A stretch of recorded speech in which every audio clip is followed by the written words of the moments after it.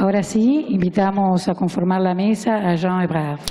Jean Ebrard es especialista en Historia y Sociología de la Lectura, inspector general de la enseñanza primaria de Educación Nacional en Francia e investigador de la Escuela de Altos Estudios en Ciencias Sociales. Bienvenido. Los dejo entonces con su presentación.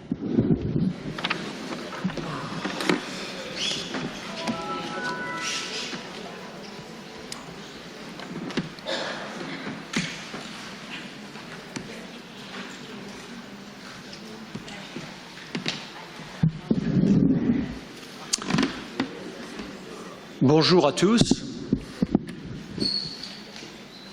Je pense que la traduction commence à fonctionner. Je suis très heureux d'être parmi vous aujourd'hui. Estoy muy feliz. Parce que c'est la première fois que je viens. Es la primera vez que vengo al Uruguay y a Montevideo.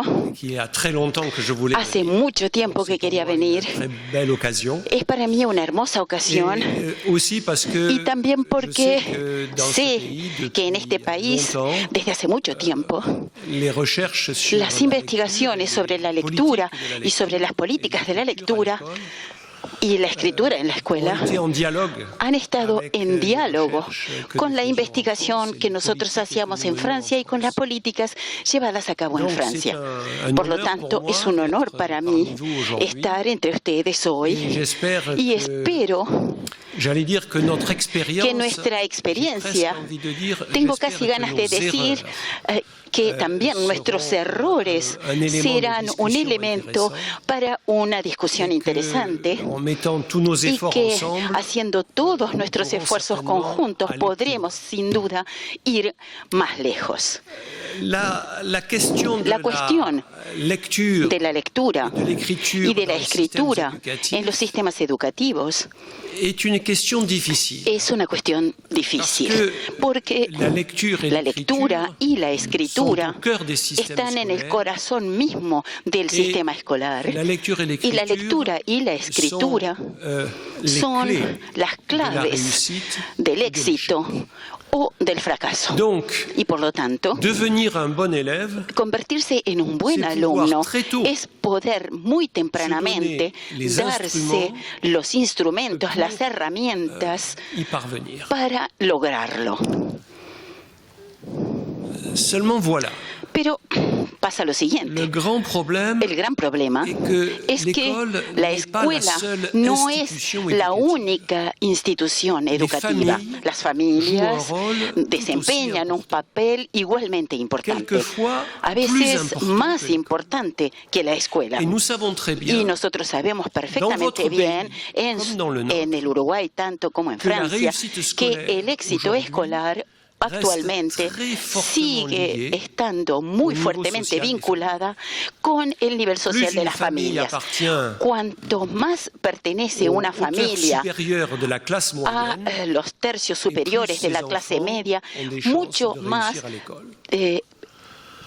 posibilidades de tener éxito en la escuela tendrán sus hijos. Y cuanto menos esa familia haya adquirido las herramientas de la clase media, menos tendrán sus hijos posibilidades de tener éxito en la escuela. Es un problema difícil, porque las clases medias en nuestros países, tanto en el país de ustedes como en el nuestro, estas clases medias no están dispuestas a compartir sus conocimientos prácticos con los otros. La mayor dificultad que hemos tenido en Francia ha sido luchar, batirnos contra nosotros mismos, porque las clases medias somos nosotros, los profesores, los docentes, los ministros, somos nosotros mismos. Nosotros debemos batirnos contra nosotros mismos para que nosotros debamos aceptar compartir con aquellos que no tienen, que no han recibido, que no han heredado esa cultura que permite tener éxito en la escuela. Y debo decirles que en Francia todavía esto no lo hemos logrado. Nuestros resultados PISA son más o menos como los de ustedes, los del Uruguay. Estamos viendo desde hace unos 10 años que nuestros resultados están disminuyendo y la distancia, el desfasaje entre los alumnos buenos y los malos va aumentando. Es decir, que nuestros buenos resultados en PISA, yo sé que el Uruguay está entre los mejores resultados de América Latina, pero los buenos resultados en PISA se obtienen por nuestros mejores alumnos, por la franja superior de nuestras élites, pero no por los otros, que por lo contrario nos llevan cada vez más y en forma constante hacia la parte más baja. Entonces, ¿cómo hacer frente a esto? ¿Cómo ir más allá? Y sobre todo, ¿cómo comprender lo que sucede? Hay que volver sobre lo que entendemos por cultura escrita y tratar de comprender dos cosas. Que la cultura escrita pertenece en una sociedad a las élites que producen esa cultura escrita y que en su versión escritura el poder de saber escribir, estas élites constituyen los más altos escalones de nuestras administraciones, de nuestro poder jurídico, de nuestro poder político y de nuestro poder económico. Entonces, compartir esto con todo el mundo es difícil. Y las culturas escritas, por definición, no se comparten fácilmente. Son, por definición, culturas elitistas. Separan a quienes poseen esa cultura de aquellos que no la poseen. Y, por tanto, hay que ver bien que cuando tratamos, al igual que todos ustedes, de transmitir esas culturas escritas a niños que pertenecen a familias donde no han heredado de esa cultura escrita, esto es sumamente difícil. Para comprender cómo seguir adelante, hay que ver cómo lo hacen las familias que han tenido éxito. Y yo creo que eso fue lo que nos hicimos en los años 90 en Francia, es decir, multiplicar las encuestas sobre aquellas situaciones de éxito escolar, de manera que pudiéramos saber qué es lo que está sucediendo en la clase y fuera de la clase. Nosotros vemos en las familias dos cosas muy importantes. La primera, la que ustedes ya conocen, la que ustedes practican con sus propios hijos, y que consiste en inculcarles desde muy temprano el corpus, la mayor masa posible de textos escritos. ¿Y cómo lo hacen ustedes? De noche, toman un libro y ustedes leen el libro a sus hijos. Ellos no saben leer. En Francia tenemos un movimiento que se llama el movimiento de los bebés lectores. Ellos se recomienda comenzar desde los 18 meses. Y si fuera posible, aún antes. Uno transmite al niño, mucho antes de que sepa leer, todo el contenido de la cultura escrita. Y hoy sabemos que el mejor sector económico de los editores es la literatura para los niños y los jóvenes. Eso es lo que más les aporta, es la prueba que nosotros les estamos transmitiendo mucho. Muchas veces en una familia se lee más para los hijos que lo que uno lee para sí mismo. Se compran más libros para los hijos que los libros para los propios adultos. Y por tanto, esta primera apropiación del escrito es absolutamente esencial. Todo el mundo sabe que esta es la clave del éxito ulterior en la lectura. Lo que es interesante es ver que en estos momentos familiares la lectura es intensiva, es decir, que uno vuelve muchas veces a leer los mismos libros y el niño vuelve a pedir un libro que ya conoce y que progresivamente él va memorizando esos textos.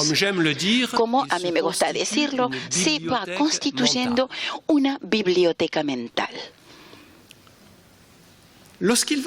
Cuando el niño llega a la escuela y cuando aprenda a leer en algunos meses, en unos pocos meses, de pronto va a descubrir que lo que lee es lo que él ya sabía.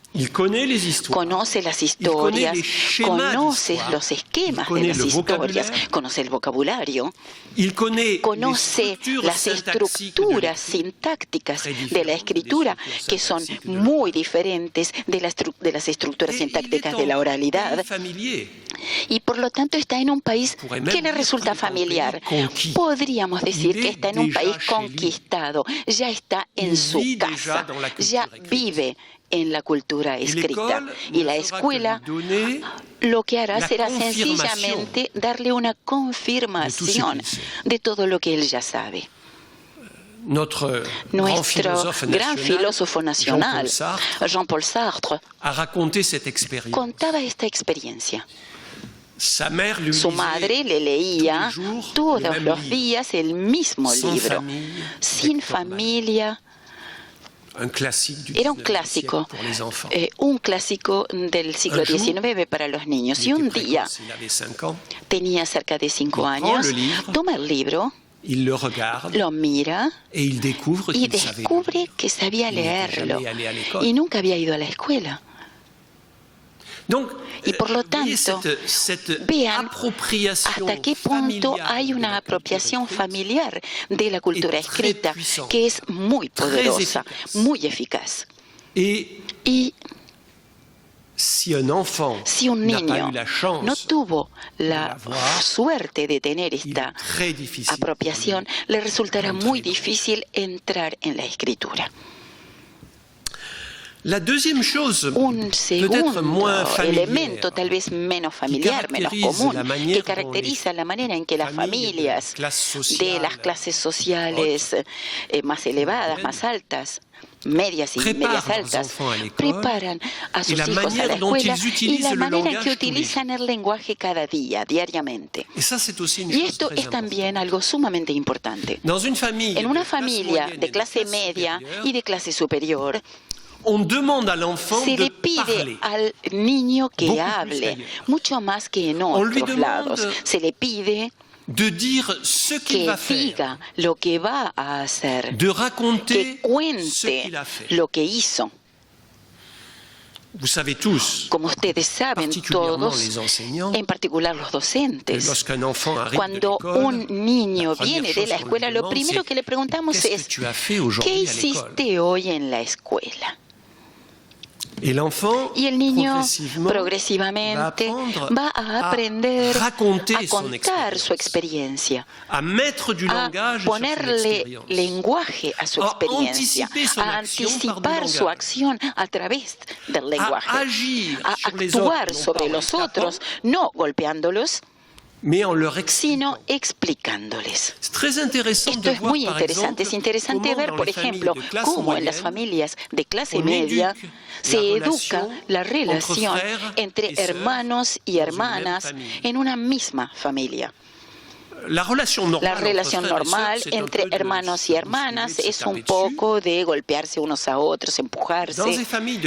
En las clases medias, muy rápidamente vamos a enseñarle a los niños que será mejor hablar que actuar. Será mejor explicar que hacer directamente. Las palabras son más poderosas que las acciones. Raramente encontramos esto en las familias que no poseen ya esa relación con el lenguaje y que prefieren la acción antes que la palabra, que prefieren la confrontación antes que la conversación, la discusión. Y por tanto, creo que podemos considerar que en las familias de las clases medias no solamente se transmite la cultura escrita, sino que se transmite también lo que los lingüistas llaman la función referencial del lenguaje, es decir, esta capacidad que tiene el lenguaje de preparar la experiencia, acompañar la experiencia, contar la experiencia. En las familias que no tienen tiempo para hablar, y hay muchas lamentablemente, porque las urgencias cotidianas no les permiten hablar, todo este aprendizaje no se hace. Y para terminar con respecto a este punto, sencillamente una pequeña observación que me sorprendió cuando vi las escuelas de los medios más desfavorecidos en Francia. Me di cuenta que muchos niños no tenían una motricidad con la mano suficientemente desarrollada para escribir. Y un día yo fui a mirarlos comer en el restaurante escolar. Tenían los mismos problemas para manejar sus cubiertos, su cuchara, su cuchillo, su tenedor. Esto significa que en una familia de clase media, cuando uno le enseña a un niño a comer correctamente en la mesa, lo estamos preparando ya para escribir correctamente. Este esfuerzo normativo poderoso de las familias de clase media es una ventaja muy considerable para la preparación a la escolaridad. Y lo mismo sucede en cuanto a la atención. Las familias de clase media educan la atención de los niños en forma constante. Concéntrate, atiende. Quédate bastante tiempo con la misma ocupación. Todo esto será sumamente útil cuando el niño vaya a la escuela. Y por tanto, ¿cómo habría que proceder cuando estos aprendizajes no se recibieron en la familia? Cuando el niño llega a la escuela y no está preparado. Como lo decía el señor ministro hace unos minutos, nos gusta debatir en nuestras sociedades sobre los métodos de lectura. Habría que utilizar el método constructivista, cognitivista, global o analítico.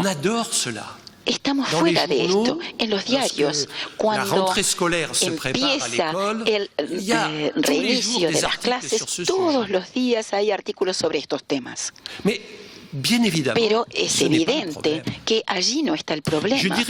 Yo diría incluso más, si focalizamos la atención sobre esta cuestión, estamos evitando plantear los verdaderos problemas. Y yo sospecho incluso que nuestros amigos investigadores que pertenecen como yo a la clase media, pienso que están muy interesados por estas preguntas, porque estas preguntas tienen que ver con sus hijos, que tuvieron todos los aprendizajes de los que yo hablé hace un minuto. Pero los otros. En Francia tenemos de 6 a 7% de niños disléxicos o que presentan dificultades de tipo disléxico. Ustedes tienen menos porque el español es una escritura mucho más transparente que el francés o el inglés. Pero cuando uno discuta sobre los métodos de lectura, estamos hablando sobre las dificultades de ese 7 o 6% de niños. Pero si cambiamos los métodos de lectura, vamos a poder ayudar a ese 6 o 7% de niños. Cuando miramos al final de la escuela primaria el número de niños que saben comprender lo que leen, para hacer seriamente estudios secundarios, nos damos cuenta que en Francia del 20 al 25% de los niños que terminan la escuela primaria no entienden suficientemente lo que leen. Los debates sobre los métodos de lectura no tienen ningún valor para ellos. Esto no tiene ningún interés para ellos. Por lo tanto, lo que necesitamos es tratar de transponer en la escuela las prácticas que habían tenido éxito en los medios sociales más favorecidos y que no tienen que ver con los métodos de lectura, como es evidente. Voy a darles sencillamente dos ejemplos para terminar y para permitir algunos intercambios ulteriores. Dos ejemplos sencillos que están vinculados con un principio central en este asunto. Hay que comenzar lo antes posible ese aprendizaje y hay que continuar durante el mayor tiempo posible. Lo más temprana posible, desde la escuela preelemental, la que nosotros llamamos la escuela materna o maternal. En Francia tenemos la suerte de empezar a la edad de 3 años. Hay que empezar a la edad de 3 años. Tenemos la suerte también en Francia de haber popularizado estas cuestiones con el personal que trabajan en los jardines de infantes, con los bebés. Y esto es un problema también muy importante. Y por supuesto las bibliotecas nos ayudan de una manera fantástica. Por tanto, hay que comenzar cuanto antes. Hay que comenzar antes de saber leer. No es un tema de aprendizaje, es un tema de preparación. Y por otro lado, hay que continuar durante el mayor tiempo posible. Yo diría hasta la universidad y hasta después. Como yo digo muchas veces a mis colegas, si fuera suficiente leer para aprender, ¿por qué pagar a gente como nosotros, los docentes? Lo que nosotros hacemos con nuestros estudiantes, nuestros alumnos, no es leer, es hablar de los libros que van a leer y de los libros que ya leyeron. Y es ahí donde radica la diferencia. Es porque nosotros hablamos con ellos, que ellos leen mejor. Es porque hablamos con ellos, que escriben mejor. Y por tanto, comenzamos muy tempranamente y no nos detenemos nunca. Yo diría, y esto me gusta decirlo, es que todo descubrimiento de una cultura escrita específica debe empezar primero por un intercambio oral. Nosotros habíamos hecho una experiencia fascinante en Francia que tenía que ver con la última clase de los liceos, es decir, la última del segundo ciclo, cuando se enseña la filosofía. La disertación filosófica es un ejercicio extremadamente difícil. Nos dimos cuenta que si el alumno puede dictar a su profesor la disertación que escribió, está haciendo una mejor disertación que si él la escribe por sí mismo. Está dictado a alguien que sabe más que uno, y todos los intercambios que acompañan esto son absolutamente esenciales. Y por tanto, voy a darles ahora dos ejemplos. Desde la escuela, desde el nivel preescolar, ¿qué hay que hacer? Lo que ustedes hacen ya aquí, y sobre un punto que no voy a reiterar porque ustedes lo hacen, es construir una biblioteca mental al darle a los niños no muchos libros, no demasiados, una docena por año, esto sería perfecto, pero habría que volver sobre ellos lo suficiente como para que realmente esto esté incorporado en la biblioteca mental del niño, para que ellos los conozcan casi de memoria y que estos libros sean el soporte a partir del cual ellos vayan a buscar otros libros. Entonces, elijan bien esos libros. Abran la variedad de las posibilidades y sobre todo, vuelvan muchas veces sobre estos libros. La técnica es simple. Ustedes leen, ellos cuentan. Es exactamente lo que hacemos de noche cuando estamos en nuestra casa. Esto creo que hay que continuarlo no solamente hasta el momento en que el niño aprende a leer, pero sobre todo hay que hacerlo también después, durante toda la escuela elemental. El profesor debe seguir leyendo a sus alumnos los textos más difíciles. Yo me acuerdo cuando yo era alumno de mi escuela normal, yo era profesor y era maestro, institutor, como decimos en Francia. Yo era entonces alumno de la escuela normal y el primer día cuando llegué, el profesor de francés abrió un libro y nos lo leyó durante 1 hora. Nosotros teníamos 16 años y estábamos sorprendidos, estupefactos. Y eso es esencial. Es de esa manera como se constituye el placer. Pero sobre todo, esta competencia mental que permitirá luego volver a encontrar en los textos lo que sabemos, lo que ya sabemos.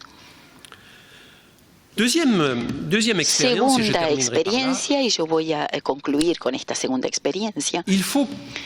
Es preciso que en la escuela y sobre todo con los niños de los medios más desfavorecidos hagamos de la lengua una prioridad. Es necesario que el niño aprenda a explicar lo que hace, aprenda a contar lo que hizo y a decir lo que piensa hacer. A esto lo llamamos en nuestra pedagogía la técnica de la reformulación. Cada vez que el adulto da una instrucción, una consigna, el niño debe retomarla con sus propias palabras. Cada vez que el niño haga algo, deberá contarle a todo el mundo lo que debe hacerse. Esta relación con el lenguaje, que es muy simple, que no requiere una gran pedagogía, pero que requiere, sin embargo, mucha paciencia. Y esto es lo que permite un cambio en la relación con el lenguaje, y el niño descubre que sabe utilizar su lenguaje para ir hacia cosas más complicadas y ir en particular a los libros. Yo diría que todo esto conviene hacerlo desde las épocas más tempranas y hacerlo en forma constante.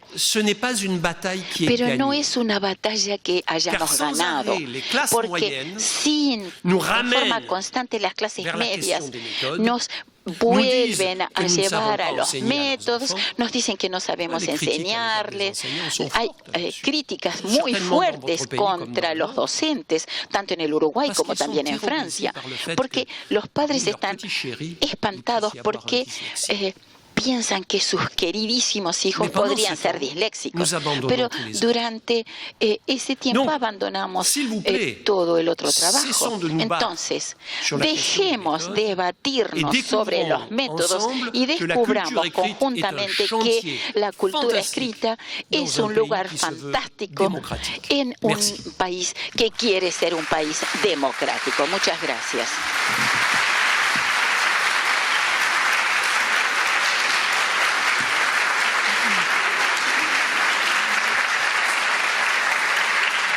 Hay que darle al profesor un auricular para las preguntas. Si hay preguntas, van a pasar a recoger los papelitos, si pueden mostrarlos así, pasan a recoger. Por favor, denle al profesor un auricular.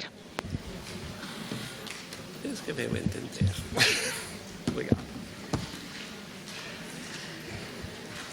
¿Vous m'entendez, monsieur? ¿Hay preguntas en sala?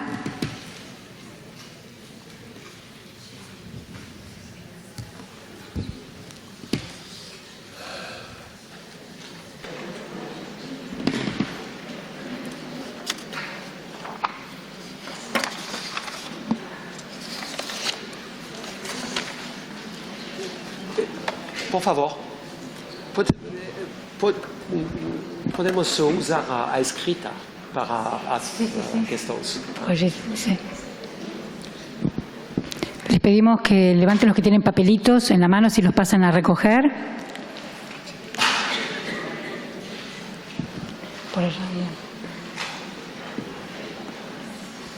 bien. Los que tengan la pregunta formulada, entonces, nuevamente les pedimos levanten el papel, así pueden pasar a recogerlos y de esta forma ordenamos las preguntas. Allá hay más.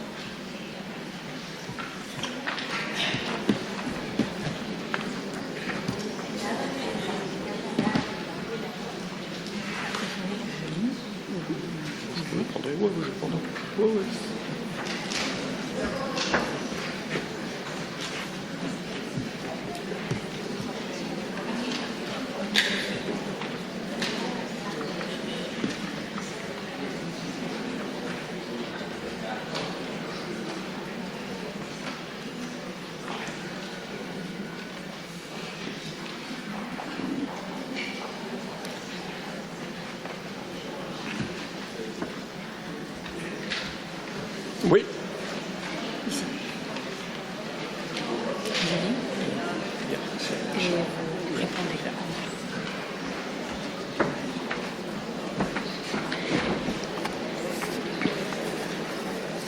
Bueno, vamos a empezar a leer las preguntas formuladas, así Jean-Ebrard comienza a responder.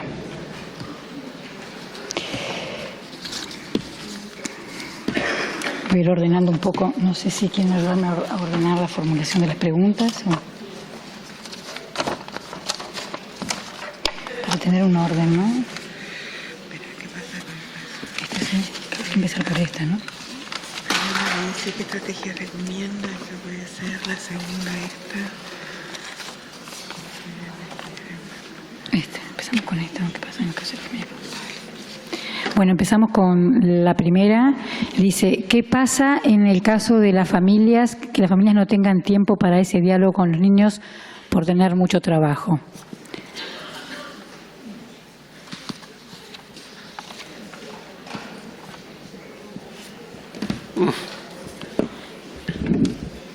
Voilà un problème pour les familles de classe moyenne.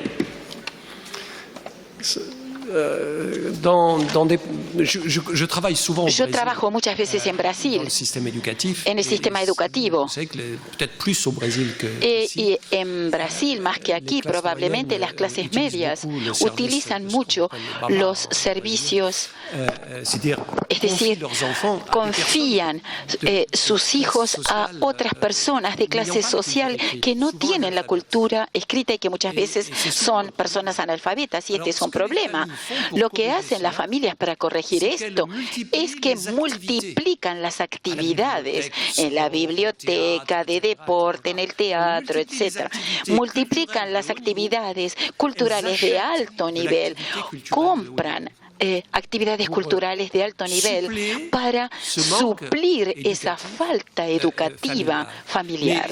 Pero es cierto que en las familias, yo trabajé mucho en Brasil con gente que trabaja en escuelas privadas o en las escuelas francesas, por ejemplo.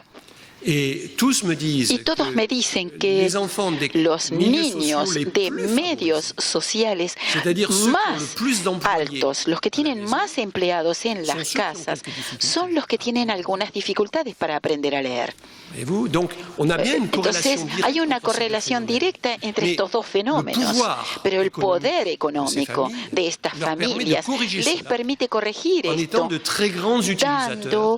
utilizando mucho lo que es la industria cultural para los niños.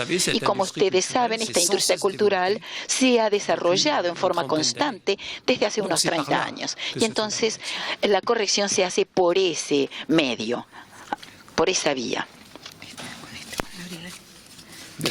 ¿En qué consiste exactamente la técnica de reformulación? Consiste exactamente en formulación. Vamos a hacer un poco de pedagogía. Vamos a hacer un poco de pedagogía, entonces. es algo que existía en las clases en el siglo XIX. La reformulación. En las clases muy numerosas, en las clases de escuela, en las clases después de la ley de 1975, antes teníamos clases de 70, 90 niños. Entonces, el diálogo era imposible. ¿Y qué hacíamos entonces? Hacíamos que se repitiera en coro todo lo que se decía. Había una especie de coro en la clase que repetía todo.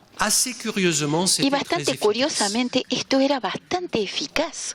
Debemos constatar que con recursos que hoy consideraríamos como muy bajos, de poca calidad, los maestros de fines del siglo XIX alfabetizaron a poblaciones analfabetas y con gran eficacia.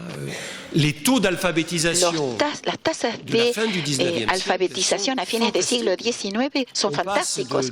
Pasamos de poblaciones con solamente 20% de personas alfabetizadas a un 80%, con una escuela que era muy rudimentaria, pero que se apoyaba mucho sobre ese trabajo oral y que hacía repetir muchísimo ese trabajo oral. Entonces, ¿cómo hacer esto? Hay que crear situaciones donde no tenemos a tantos niños, por ejemplo, en los talleres de los jardines de infantes o preescolares. Algunos niños juegan solos, otros leen, otros miran libros y el docente va con un grupo de 6 o 7 niños y empieza ese juego. Yo digo algo, le digo algo al niño. ¿Qué acabo de decir? A ver, dímelo de nuevo, repítemelo. No se le pide que repita como en el siglo XIX en forma exacta. Vamos a jugar, por el contrario, sobre todas las equivalencias posibles de un mismo mensaje. Y en ese juego del mismo mensaje se constituye un saber hablar mucho más eficaz. El que será útil para aprender a leer. Bueno, la siguiente pregunta es ¿cómo se puede trabajar la lectura en contextos cuya cultura está descendida y el lenguaje está empobrecido? ¿Cómo travailler la lectura? En contextos de cultura, cuando la cultura está descendida y el lenguaje está empobrecido.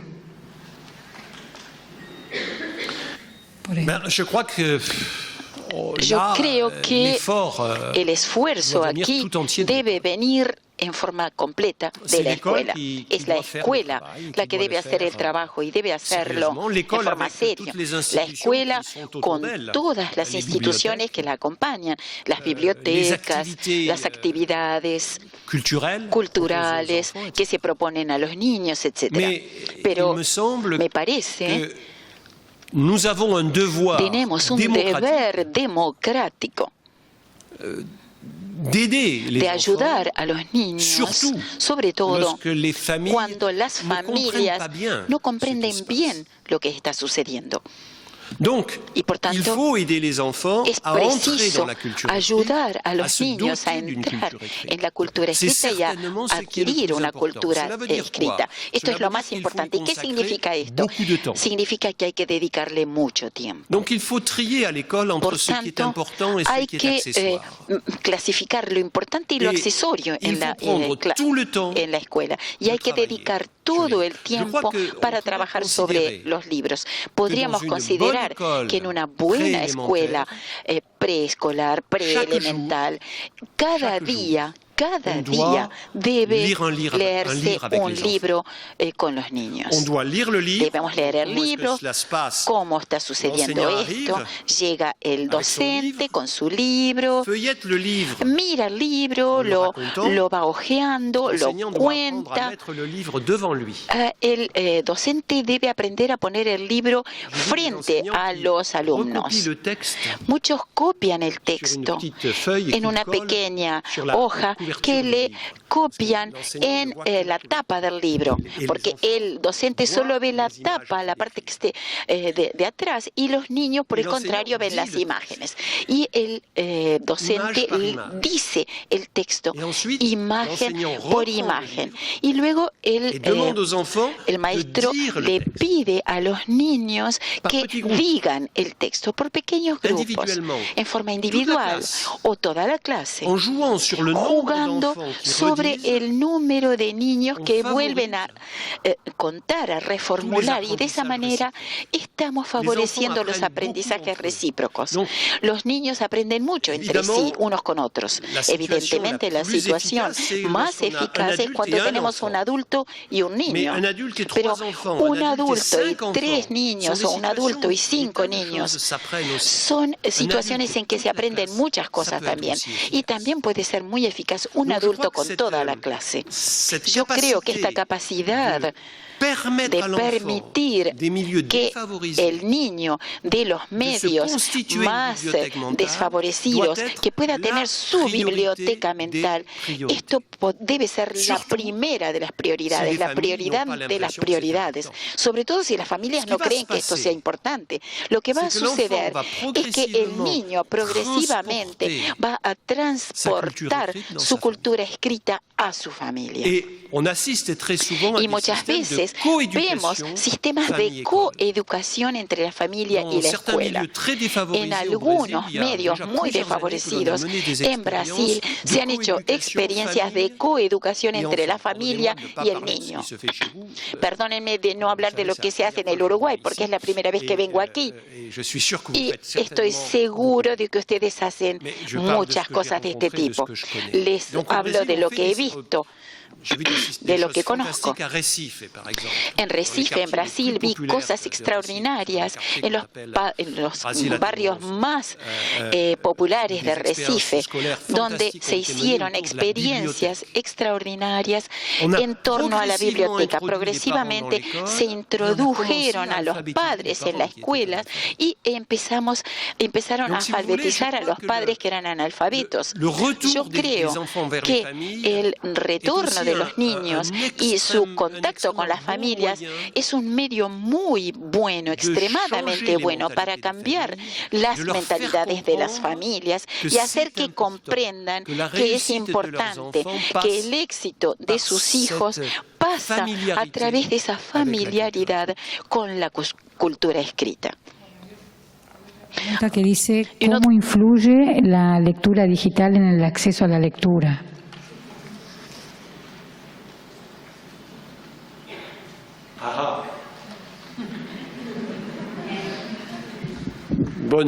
Es una buena pregunta. Se dicen muchas tonterías sobre la cultura digital. Decimos, los adultos, nosotros no entendemos nada, pero los niños, es fantástico, nacen con un iPad dans la main, con un iPhone dans la main. Un iPhone en la mano, con un iPad en la mano. Pero no hay que confundir. Cuando ustedes ven cómo utilizan la cultura digital estos niños, tienen las mismas dificultades que con la cultura escrita. Lo vemos muy bien en las aplicaciones que utilizan. Cuanto menos familiaridad tengan con la escritura, más utilizarán aquellas aplicaciones en que la escritura no tenga ninguna incidencia, ninguna presencia. Cuando ustedes miran a los adultos que utilizan la cultura escrita, en Internet, ustedes verán, yo lo veo con mis estudiantes universitarios, es muy impresionante. Hay 2 prácticas en la cultura digital. Es la información, cómo buscar información. Ahora es fantástico, hacemos un curso y los alumnos están en Wikipedia y le dicen, no, señor profesor, usted aquí se está equivocando, porque en Wikipedia dice otra cosa. cosa. Estamos en una relación con la búsqueda de información que los alumnos manejan muy bien, por lo menos los mejores estudiantes, los otros no tanto. Los que tienen una mala cultura escrita no lo manejan bien. El segundo uso de Internet son las redes sociales, que es cada vez más importante hoy. Facebook, Twitter, etc. ¿Qué es una red social? Es una red en la cual uno va a construir poder de influir sobre los otros. Y por tanto, cuanto más manejemos una cultura escrita, más estaremos en condiciones de ser líderes de opinión. Alguien que modifica la opinión de los demás. Pero para escribir un Twitter hay que ser muy bueno. Escribir un mensaje corto, eficaz, que va emporter l'adhésion, que lleve a la adhesión, que dé lugar a una discusión. Esto supone un gran manejo de la escritura, un perfecto control de la escritura. Hay que conocer muy bien a Cervantes para hacer un buen tweet.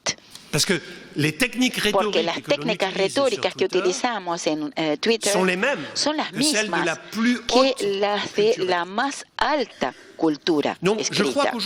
Creo entonces que hoy hay que ver bien que hay desigualdades también en la cultura digital. Y esto no es solo un tema de dinero, es decir, tener la máquina o no tenerla. El tema es cómo utilizar esa herramienta. Podemos utilizar la cultura digital de miles de maneras diferentes. La que es eficaz, la que permite adquirir más información y poseer habilidades, prácticas que aumentan la posición social. Esto precisa grandes capacidades en la escritura. Lo que aportó la informática es poner la escritura en el centro. Gracias al teclado, es muy interesante que Bill Gates y los demás hayan pensado que no se podía prescindir del teclado. El teclado, cuando uno habla con la computadora, y hay programas para hacerlo, pero si no le hablamos por escrito a la computadora no entiende. O sea que si queremos hablarle, hay que hablarle en un lenguaje que la computadora comprenda, y ese lenguaje es el escrito, no el oral.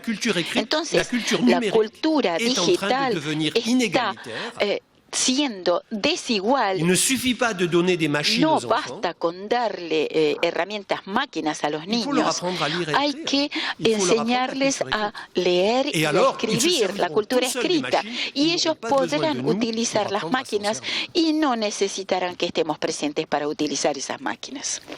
Bueno, ahora hay 3 preguntas que están vinculadas con enseñanza media, más o menos para poder resumir y abarcar todas, ¿verdad? Preguntan si en enseñanza media allá en Francia se manejan con libros de texto. Después preguntan cómo promover o recuperar el placer de leer en jóvenes de 13 a 18 años. Y después desde Florida están preguntando que en primaria tienen claro el proceso, pero cómo se continúa el proceso en la enseñanza media. Est mise en place. Je ne sais pas comment la mettre en place au niveau de l'enseignement secondaire.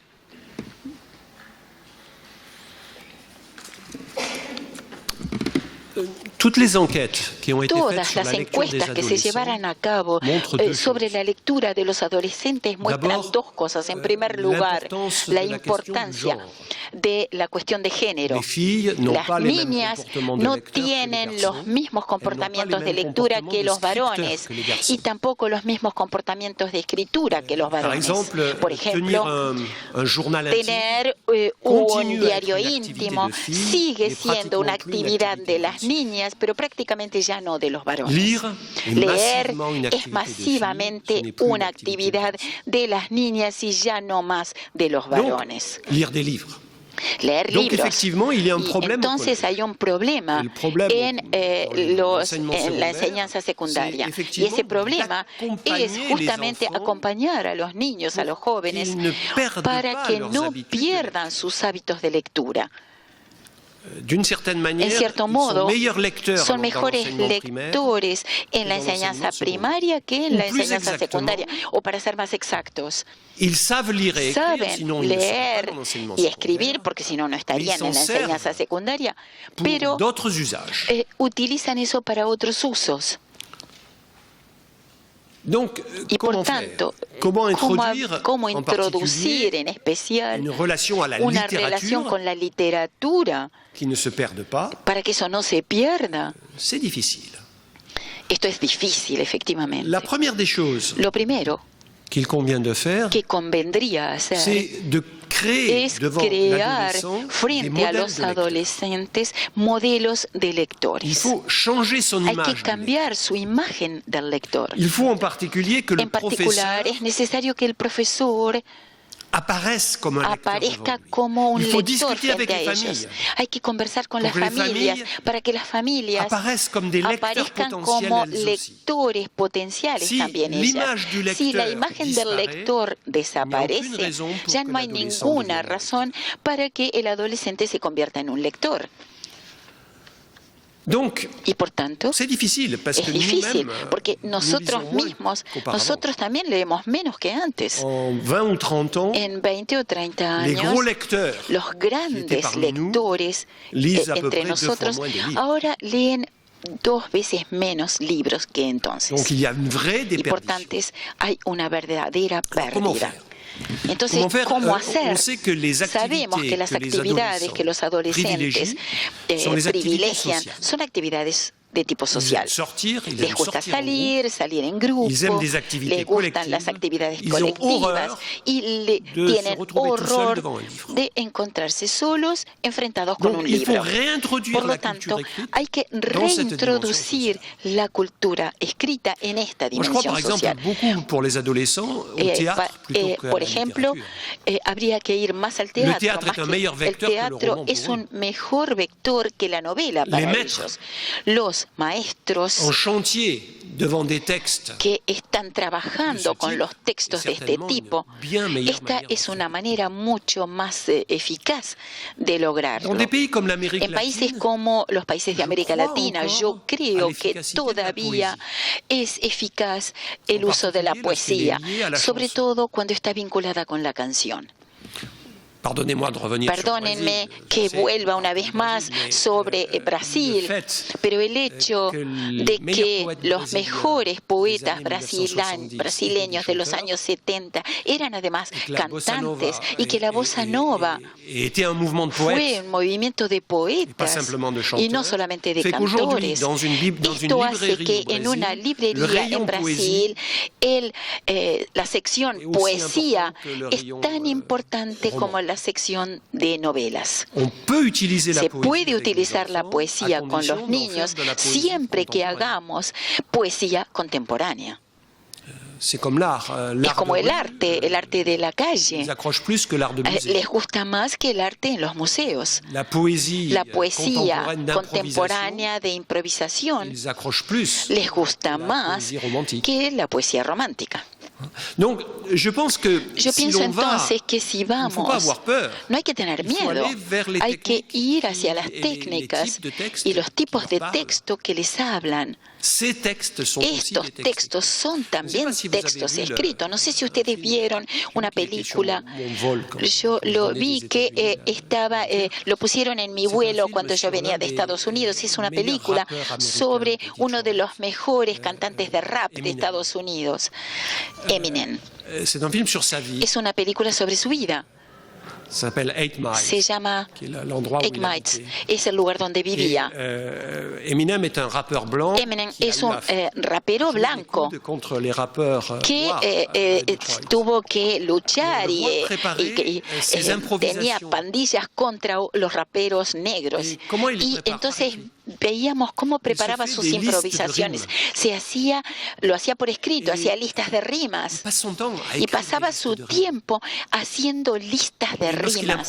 Y cuando improvisa con su público, todo esto ya está en su cabeza, tiene su biblioteca de rimas. Él las creó a través de la escritura. Es una improvisación. La improvisación del rap es masivamente ya también cultura escrita. Vayamos a esas culturas y entonces el adolescente nos seguirá. Hay que aprender de ellos la cultura escrita de hoy. Tenemos una serie de preguntas que están vinculadas a la importancia de la formación docente y la currícula. Por un lado nos preguntan qué papel cumple a su juicio la estructura curricular, espacios, tiempos y recursos en ese proceso que usted describe. Si habría que cambiar la formación docente y quizá los programas para promover ese cambio, y a su vez si considera importante para el éxito de la experiencia institucionalizar las prácticas.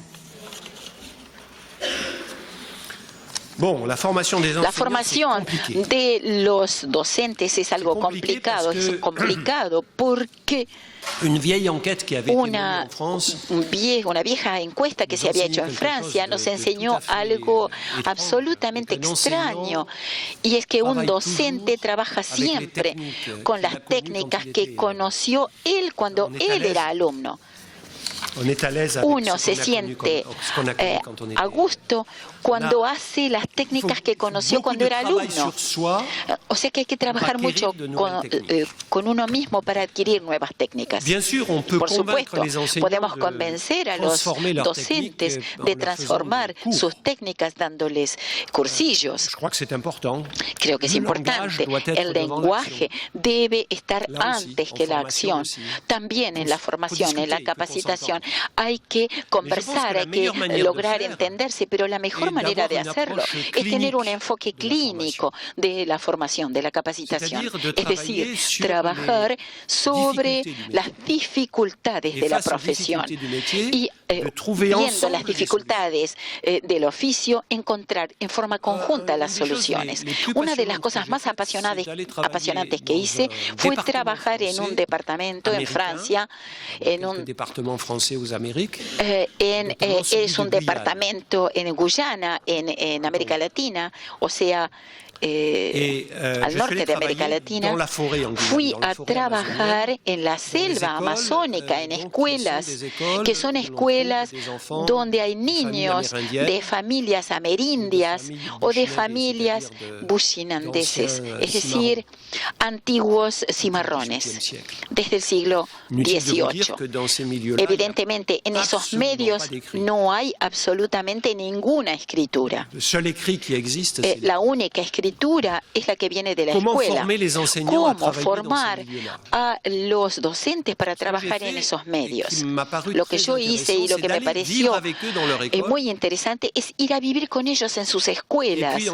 Y luego yo estaba en las clases con ellos y al cabo de una semana nos detuvimos y dijimos, bueno, vamos a ver todas las dificultades que nosotros tuvimos esta semana. ¿Cómo podemos corregir estas dificultades?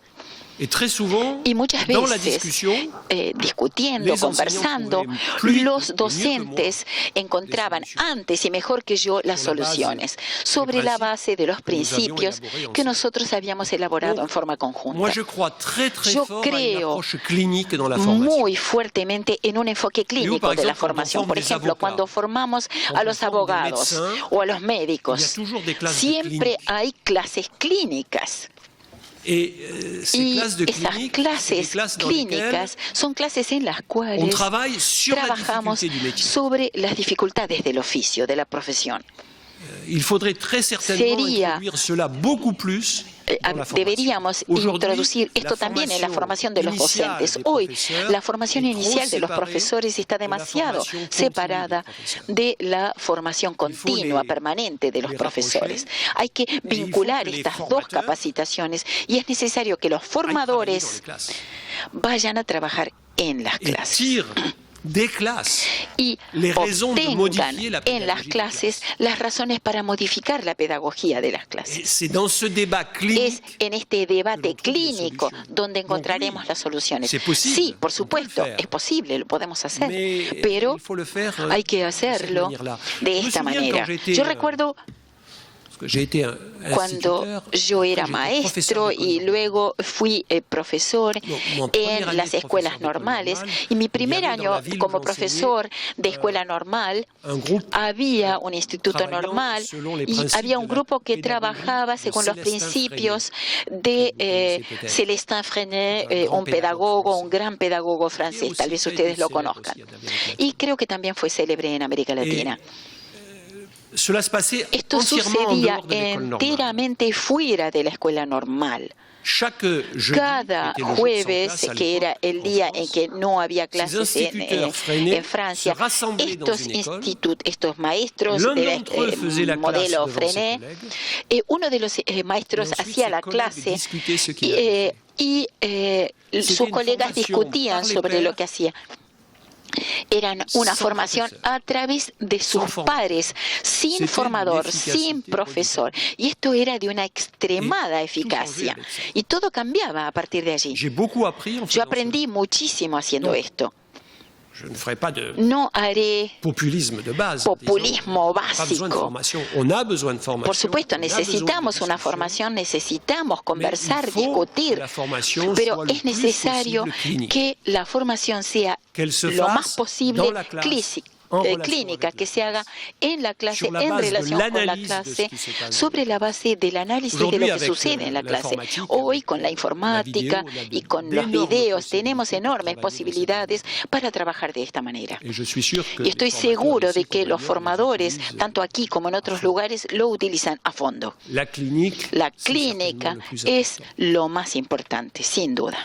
Y bueno, ahora para cerrar, unas preguntas que tienen vinculación con las estrategias. ¿Qué estrategias recomienda usar para la enseñanza de la lectura y cuáles son las claves de la alfabetización?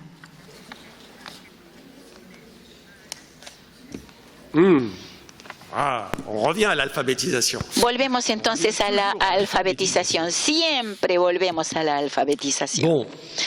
Bueno. Si nos interesamos por la construcción de la competencia grafofonética, ¿qué podemos decir hoy?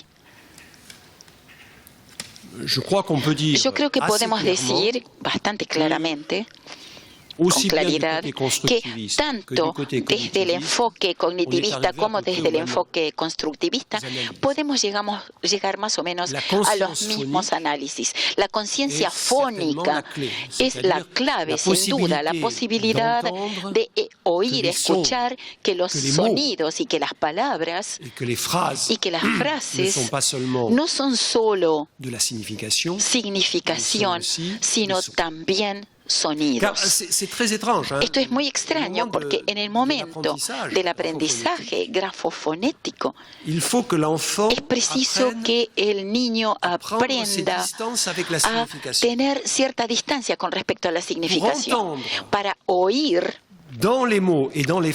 tanto en las frases como en las palabras sonidos y no solamente significación. No solamente significados. Esto sabemos hacerlo perfectamente hoy, hay muchas técnicas para hacerlo. Las técnicas son múltiples. No van en las mismas direcciones según que elijamos la vía cognitivista dura o la constructivista, pero no importa. Lo básico, lo esencial es que lleguemos efectivamente a este resultado.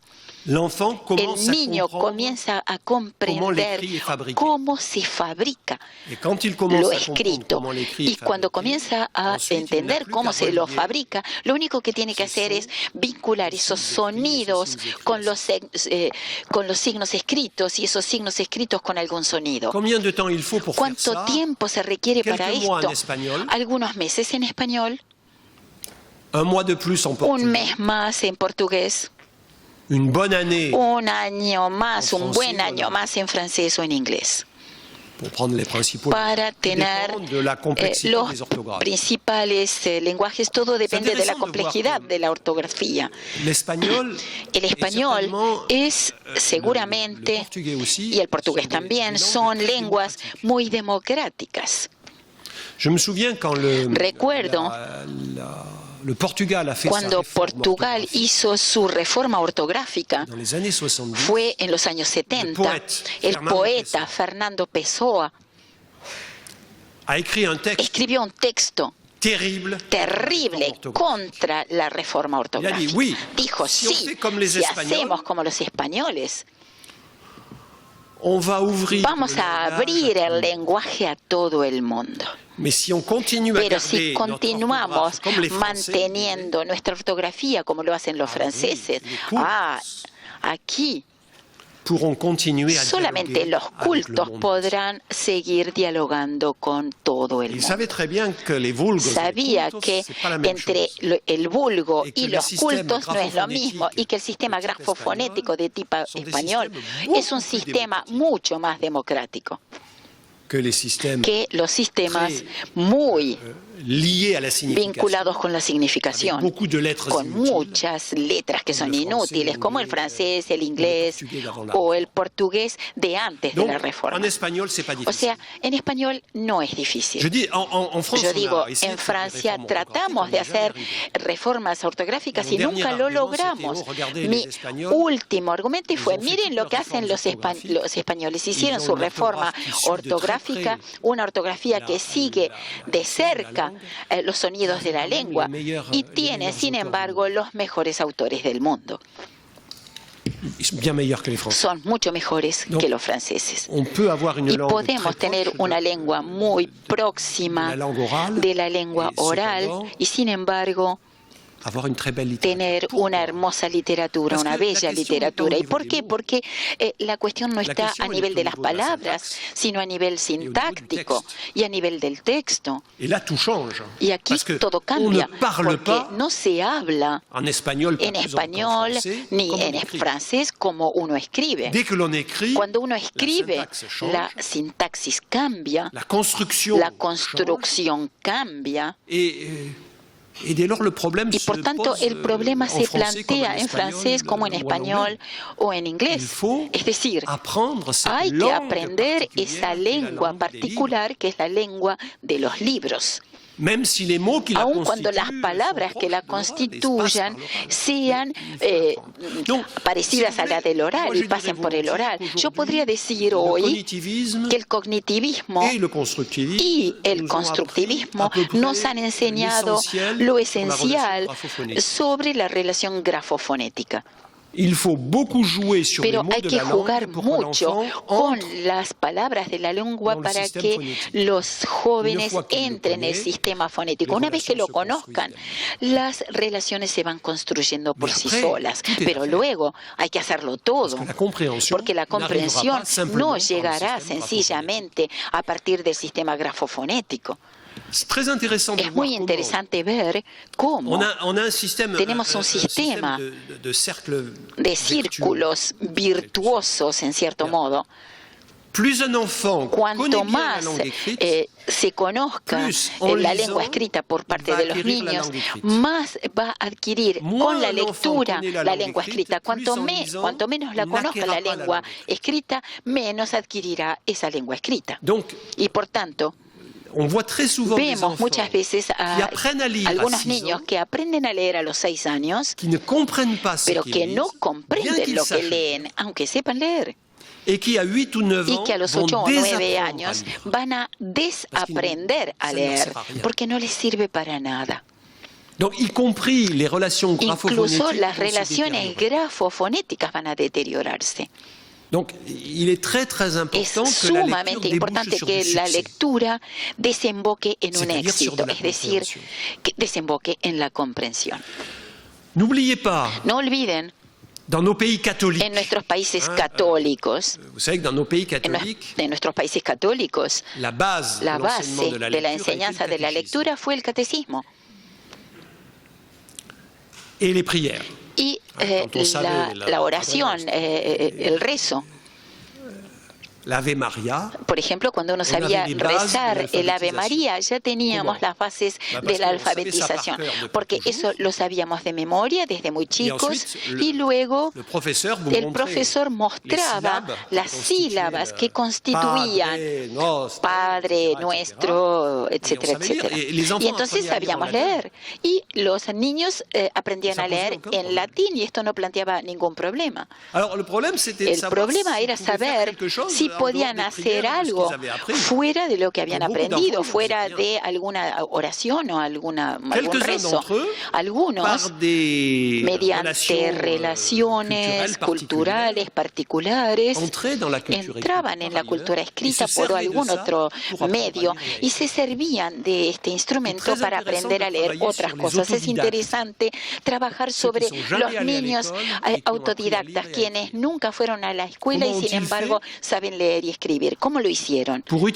Para utilizar ese saber elemental del catecismo y aprender a leer y a escribir todos los libros y a escribir lo que quieren. Muchas veces vamos a encontrar que hay mediaciones que son mediaciones orales.